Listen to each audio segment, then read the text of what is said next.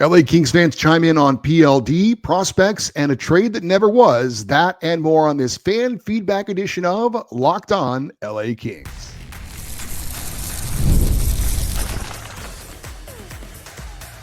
You are Locked On Kings, your daily podcast on the Los Angeles Kings. Part of the Locked On Podcast Network, your team every day. Hey, Kings fans, welcome to Locked On LA Kings, part of the Locked On Podcast Network, your team every day. Thanks for making Locked On LA Kings your first listen every day. We are free and available wherever you get your podcasts and on YouTube. I'm Eddie Garcia, your host of Locked On LA Kings. I've worked in sports media for the past 30 years, also co-host of the Puck Podcast, a weekly NHL review show that's been putting out content for the past 18 years, and a passionate LA Kings fan for over 30 years. Today's episode is brought to you by FanDuel. Right now, new FanDuel customers can get $200 in bonus bets if your first $5 bet wins. Well, the Kings are back home for a 3-game homestand starting Saturday afternoon. They are taking on the Carolina Hurricanes. We'll give you a preview of that matchup coming up a little bit later on. Back-to-back games, the Kings, as a matter of fact, this weekend at home. Carolina on Saturday, and then Boston coming up on Sunday. But for today's show, this is a Kings Fan Feedback Friday, your chance to sound off, critique, praise, complain, celebrate our beloved Los Angeles Kings. We do it every Friday, off-season, regular season, and postseason. And we get to our emails right away because we've not got no game to recap or anything else to talk about. So we will read your emails in the order in which they were received this week. And we start with Bob Harold, and he checks in from Portland, Oregon. He says, just finished watching your podcast after the 1-0 overtime win over Nashville, and I must disagree with you on one thing. You said the game was a less than impressive performance. I disagree. I thought Nashville played a very strong defensive game, blocked shots and buzzing around the Kings defensively. I also thought Nashville, their post and crossbar had an excellent game also. I've been a devoted Kings fan since I first attended a game at the Forum in 1969, had season tickets for 3 years in the early 70s before I moved to Portland, Oregon. Really enjoy your insights into the Kings games, management, locker room, etc. And I am a devoted subscriber to Locked On LA Kings. Keep up the great work. P.S. Any chance we get Alex Faust back next year as our play-by-play announcer? And that was from Bob in Portland, Oregon. Bob, thanks for checking in. Appreciate you being an everydayer. Don't know if you're familiar with my cousin Wayne Garcia, but he was a news anchor in Portland, Oregon for many years. Loves it up there, still lives up there, retired not too long ago. I have yet to get up there to visit him, but it's on the list to try and get up there to Portland, Oregon. Anyway, first of all, you disagreeing with me, how dare you? Because I'm always right. No. We will agree to disagree on the Nashville Predators game, which is fine. As far as your question about Alex Faust, the former Kings TV play-by-play guy, last I heard, Alex had been doing some play-by-play work in Boston, and I believe this year he's done some play-by-play work for the New York Rangers. And the Rangers' longtime TV play-by-play man, the great Sam Rosen, is retiring after this season, just like our own Nick Nixon. And the radio play-by-play guy is a guy you're probably very familiar with named Kenny Albert. I know him a little bit, super nice guy. He is the number one TV play-by-play guy for the games on TNT. So the theory is that Kenny will probably take over for Sam Rosen when he retires, and that would leave the radio job open. But also Kenny's a very busy guy as well, so there would be times when he wouldn't be doing TV, or maybe Kenny stays with radio. He does everything. He does NFL, he does NHL, he does NBA, does Kenny Albert. So maybe Alex Faust moves in to take over for Sam Rosen, but he's apparently in a position over there with the Rangers. And again, they're looking for a new broadcaster next year. I don't know if Alex Faust would like to return to LA or not. I don't know what kind of hard feelings there might be after he was kind of let go unceremoniously. I was an Alex Faust fan. I thought he did a great job. I was a little surprised to see that some other Kings fans were not. As far as the Kings situation, and I do not have any inside information on this. This is just my opinion. But it looks like to me that Josh Schaefer is kind of being groomed to be the Kings' next play-by-play guy. If you're not familiar with him, a young broadcaster, did the Ontario Reign games for a while. He's done radio and TV, streaming as well. He has done, I think he filled in for Nick doing a couple of games. As a matter of fact, I'm positive he did. He's been doing radio for the Kings with Daryl Evans. And again, a young, talented guy. It would be a huge opportunity for him to take over doing TV play-by-play in the NHL for a team like the Kings in a market like Los Angeles.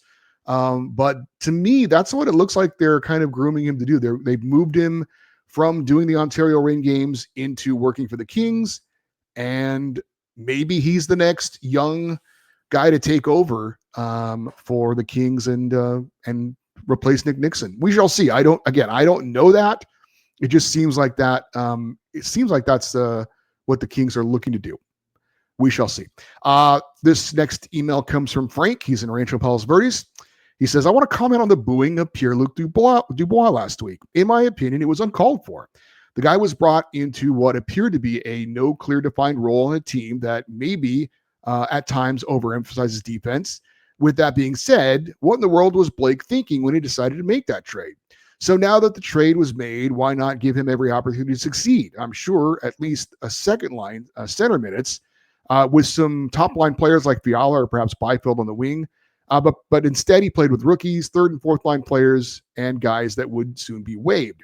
The reason he's having a good season this year is the season prior to joining the Kings is 100%, and the season prior to joining the Kings is 100% because of the talent and that he's now surrounded by and playing second line center opportunities. One more note on the trade. Can you picture both Velarde and Dursey in this current Kings lineup? Go Kings, go. And again, that was from Frank in Ranchos Palos Verdes. Well, I'll tell you, for me personally, Frank, I'm not really much of a booer when I go to games. I'm not saying I've never done it before, but I don't do it that often. And I was there for the Capitals game. I was in the press box. So if I was there as a fan, would I have booed PLD? I don't know.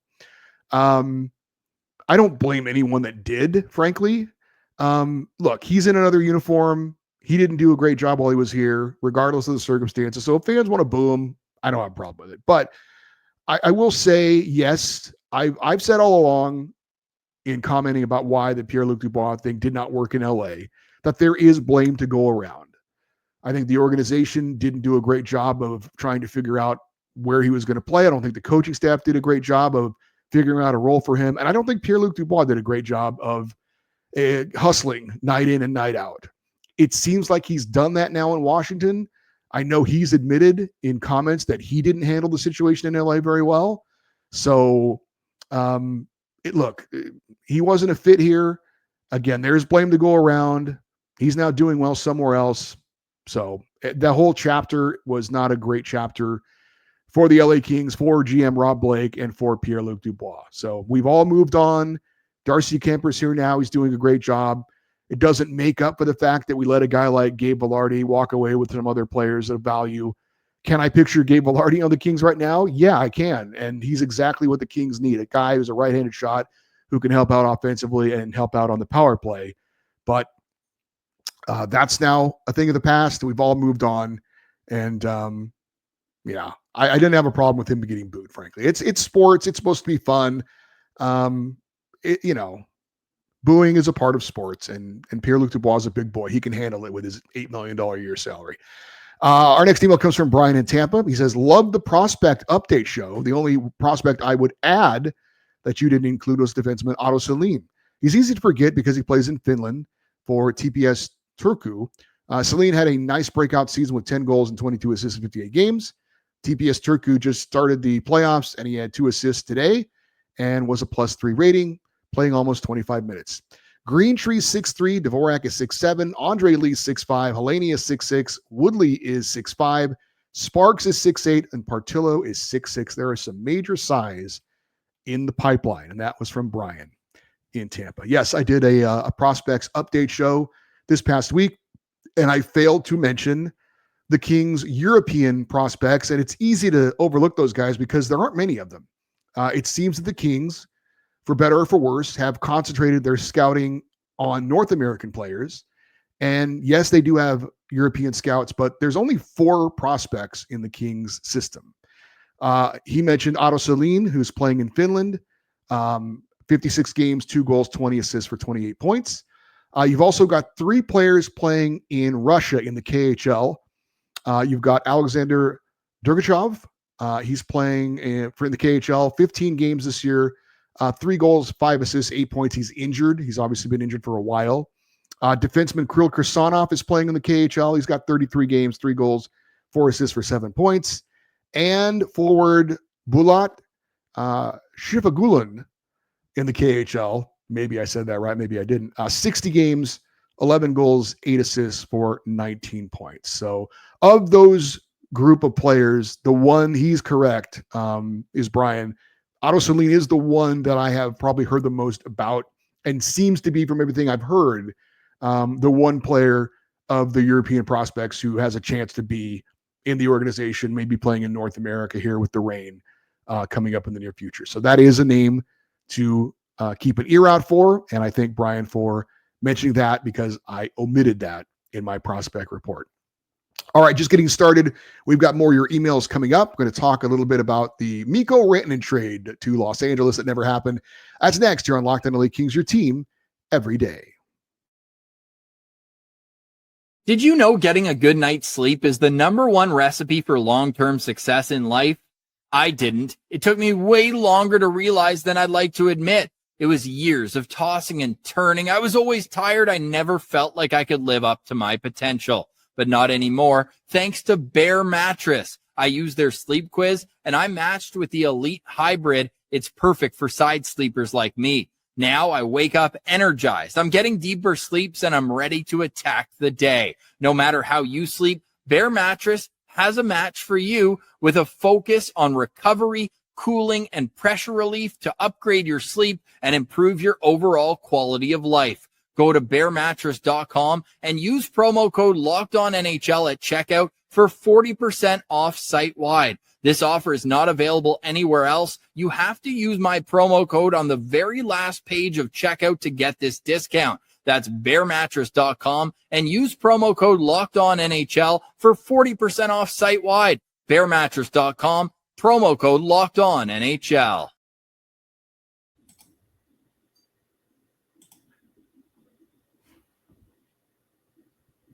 All right, let's get back to your emails. This comes from Luke in Temecula. He says, hello again, Eddie. I just saw an article that popped up in my feed, and all I could say when I was reading it was, thank God.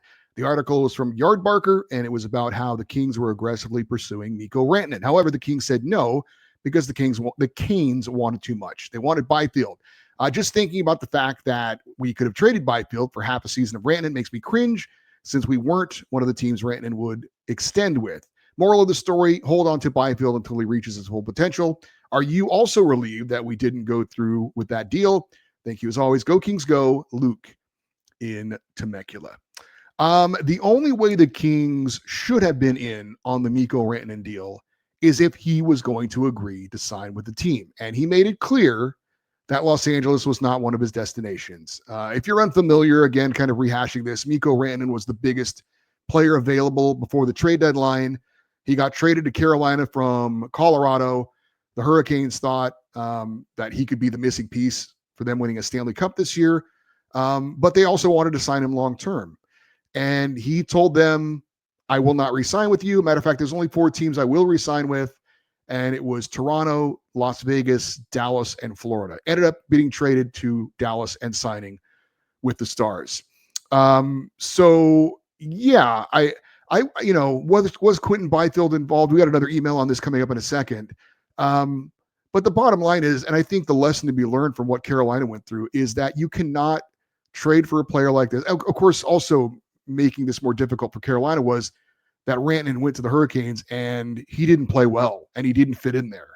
So if he had played well and if he did fit in, even if he wasn't going to re-sign there, I think they might have rolled the dice and said, let's go for our cup this year. This guy's a marquee player. He's making us better. Let's go for it. But he wasn't going to sign with them and he wasn't performing with them. And they said, you know what?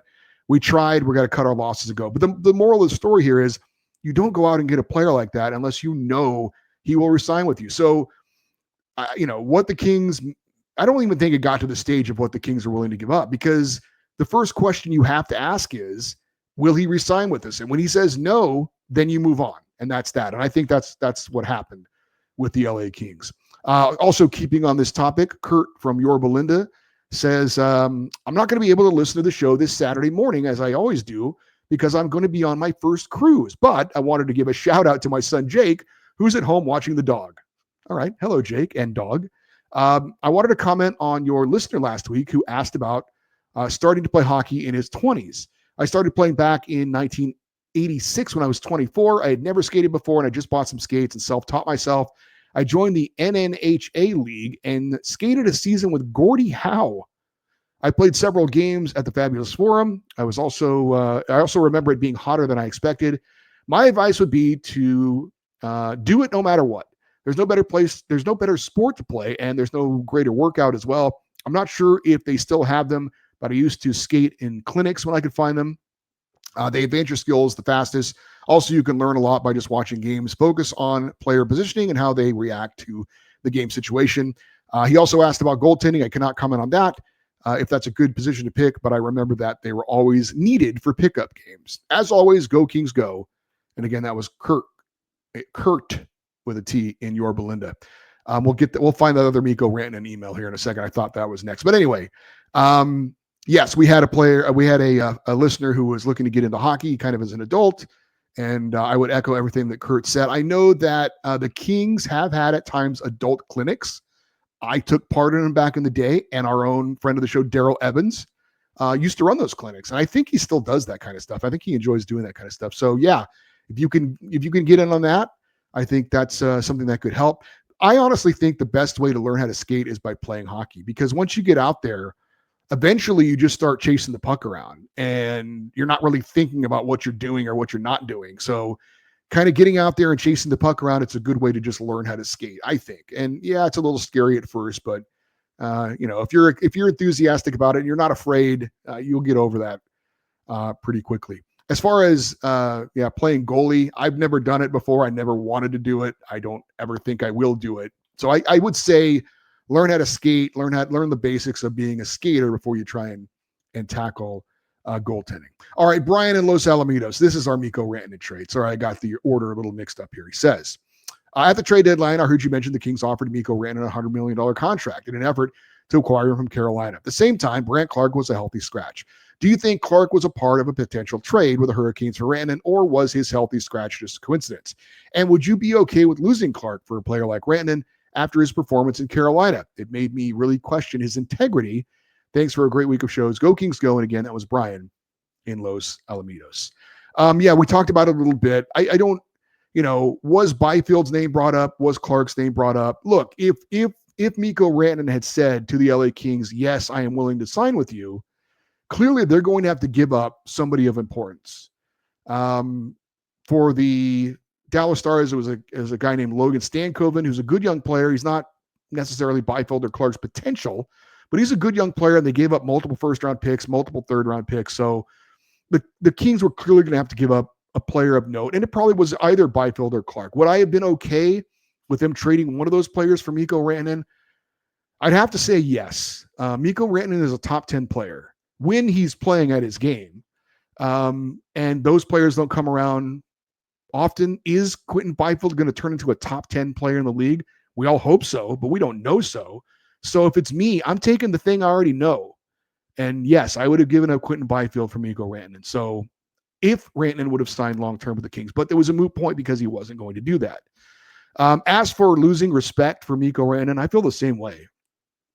I understand he didn't want to play in Carolina. I understand that he was shocked and hurt by the trade from Colorado. That's where he wanted to stay. That's where he wanted to play. But you're still getting paid a lot of money. You're a professional. You want to go to Carolina, tell them, hey, guys, sorry, I appreciate you trading for me, but I'm not going to resign here. And I think that was fair of him to be upfront about it. But he still needed to go there and play hard. And he clearly didn't, in my opinion. And that is certainly a comment on his professionalism. He's not going to lose one bit of sleep over anything I think about that. But to me, I lost respect for the guy. I really did. He still owed it, and as a professional to go there and do his job, and he didn't really do it. He didn't want to be there. He acted like he didn't want to be there. And in the end, he got what he wanted. He's on a team that he wanted to play for, and he got paid with the Dallas Stars. Our final email comes from Ed in Brea, and he says, to answer my trivia question from last week, the New York Rangers have no official mascot. The Red Wings do have one because they have a statue that identifies the octopus as a mascot officially, even though it is not an in-person costume. So incorrect. You can redeem yourself with another trivia question. First of all, I don't need to redeem myself, Ed. I got it right. The Red Wings do not have a mascot. They have an octopus that they skate out of. That's not a mascot. So I am right. The Rangers and the Red Wings both do not have mascots. All right, to his trivia question this week. Name 2 award trophies that no Kings player has ever won yet. Name 2 awards trophies that no Kings player has ever won yet. All right. He also says, who will the Kings play in the first round, Vegas or the Oilers? For me, I would like to take my chances with Vegas. We can compete in low-scoring games to defeat the Oilers. We need to score more than 3 goals a game to win. So at the moment, the Kings have difficulty scoring 3 goals a game. That's all for this week. Go Kings. Oh, no guarantees from Ed and Brea this week. That's a little disheartening. Okay, what awards have the Kings never won? Wayne Gretzky won the Hart Trophy, so that's off. Drew Doughty won the Norris Trophy. I think Rob Blake did as well. Kopitar's won the Selke. Luke Robitaille's won the Calder as Rookie of the Year. Jonathan Quick won the Jennings Trophy. He won the Conn Smythe, but I don't think he ever won a Vezina Trophy. So I'm going to say Vezina Trophy for best goalie. No Kings ever won that, I believe. And I don't recall a Kings head coach ever winning the Jack Adams Award for Coach of the Year. So that's what that's my guess. I will say no King has ever won a Vezina and no King has ever won a Jack Adams. And I think every other major award a King has won, I believe, at least once. The Gretzky won the 1 Hart Trophy for the LA Kings. All right. The Kings are back home. Back-to-back home games this weekend. We're going to talk about the game coming up on Saturday against the Carolina Hurricanes. That's next here on Locked On LA Kings, your team every day. Daylight savings snuck up on us again, and if you're feeling that lost hour of sleep, 5-Hour Energy has your back. That extra sunshine means more time for fun, but sometimes you need a little boost to power through. Whether you're staying up late watching the NCAA tournament, squeezing in a round of golf after work, or just trying to keep up with your busy day, 5-Hour Energy gives you that quick, refreshing pick-me-up whenever you need it. Whether I'm at a game or traveling, 5-Hour Energy is easy to grab and go, and it keeps me feeling refreshed.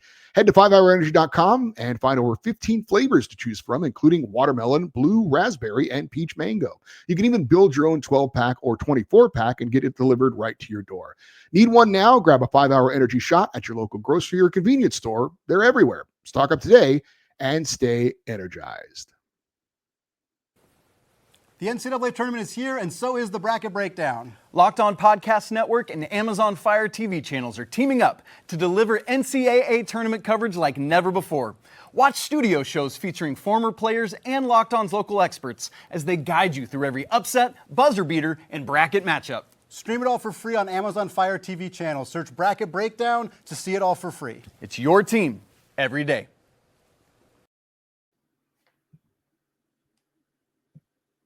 All right, the LA Kings back in action on Sunday. It's a 1 p.m. LA time start. I should let you know that because that caught me a little bit off guard. And I will also let you know if anybody's going to be there, I will be at the game. So if anybody wants to meet up and say hello, I'd be more than happy to do that. Reach out on social media, email. However, I will try and check all of my social media accounts and the emails and everything else to get your message if you want to meet up at the Kings Hurricanes game coming up on Saturday afternoon. All right, let's give you a quick preview of this game. It is an interesting matchup against the Carolina Hurricanes. LA checks in with a record of 37, 21, and 9. Of course, the Kings are great at home, 23, 3, and 4 on home ice. Good to have them back at home. As for the Hurricanes, they're 42, 22, and 4. But they have been a little bit like the Kings. They've been great at home and not great on the road. Just a 15, 15, and 3 record for Carolina away from home. The Kings are 3rd in the Pacific Division, 6th in the Western Conference, and 11th in the NHL when it comes to points. The Hurricanes are 2nd in the Metropolitan Division, 2nd in the Eastern Conference, and 4th in the NHL. They are currently riding the Carolina Hurricanes an 8-game winning streak as they come into Crypto.com arena. As far as goals for per game, the Kings are 22nd in the NHL at 2.81 goals per game. The Hurricanes are 8th, 3.24 goals per game. As far as goals allowed per game, the Kings are 3rd in the NHL, along 2.54, but the Hurricanes are 5th, 2.60. So they get it done offensively and defensively. Special teams, power play for the Kings, 28th in the NHL. They are at 15.3%.